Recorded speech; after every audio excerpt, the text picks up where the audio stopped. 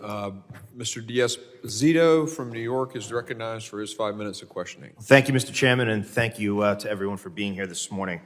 Mr. Warwick, I'm not sure if it was in your opening statement or in response to one of the questions, but you mentioned that we need to increase our defense at home. So my question to you is, does increasing our defense at home include securing our southern border?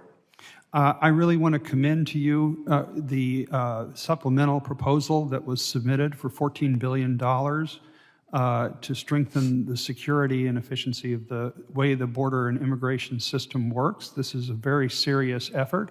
I'll be the first to tell you I think more is needed. Would love to talk to you and members of the committee about how that could be done. That would be great. So the answer is yes, we need to increase our defense at home, and that includes securing our southern border.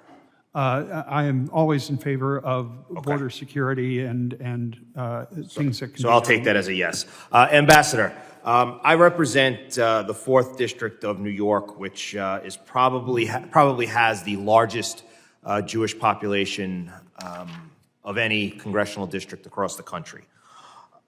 After the horrific attacks that Hamas launched on Israel, former Hamas leader Khalid Mashal called for Muslims to target and attack Israeli interests and Jews across the globe.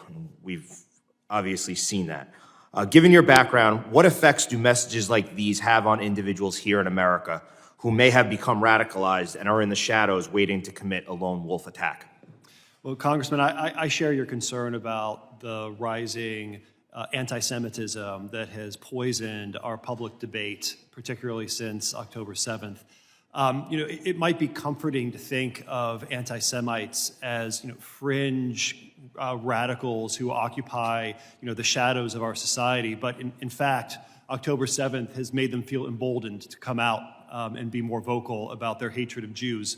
And in some cases, their desire to see follow-on attacks, somehow even worse than what we saw on October 7th.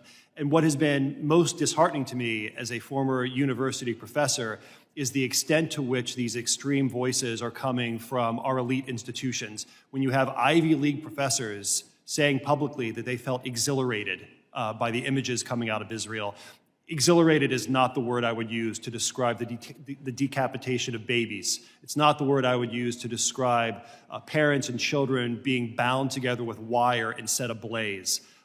There is a sickness in academia, and I say this with regret rather than anger, because for far too long, support for the most violent and depraved anti-Semitic rhetoric, we've just turned the other eye, just turned the other cheek. We have to stop.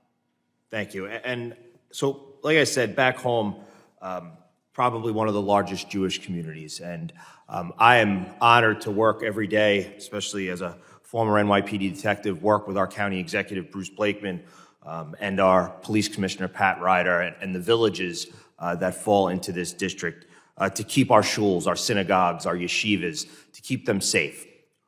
What else can be done, not only in the law enforcement aspect, but as communities? What's the messages that we can share back home in order to promote and encourage and actually keep these communities safe?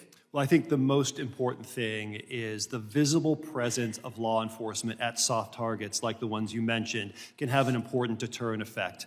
We know that when terrorist attacks happen, that often inspires others to take matters into their own hands and commit follow-on or copycat attacks. If there's a police cruiser outside a synagogue, that makes it much less likely that somebody's going to take a chance. So I think starting with the basics, visible demonstrations of security are an important deterrent to further attacks. Thank you very much. Mr. Chairman, I yield back. The gentleman yields.